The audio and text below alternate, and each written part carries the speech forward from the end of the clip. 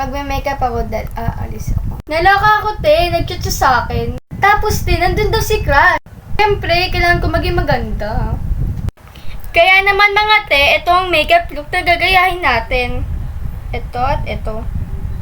Let's go, sis! Una, te, maligo ka para hindi ka magkamoy kumunoy. Charot! Tali ko muna buhok ko kasi hassle. Una, te, maglalagay tayo ng foundation para matakpan ang mga sumpa. I-blend mo naman, go! Pag mukha ka ng espasol, te, carry na yan, go! Next naman, gagamitin ko ang concealer para matakpan yung mga pinagpuyatan ko. Uy, ate, blend mo. Baka magmukha kang aso. Uy, hindi yun aso. O, sa mga nagtatanong dyan kung sino ang crush ko. Secret, no clue. So, next naman is eyebrow. Gagamit ako ng eyebrow in the shade brownie. Yan, te. Tapos na. So, magkocontrol na tayo. O, te, nakita mo yung pattern na yan. Ito yung gagawin mo, ha. Huwag kang dyan. Dye, maglalagay tayo dito tsaka dito para mas maganda. Pagtapos po natin lagyan ng highlighter dito, mag-eyeliner na po tayo.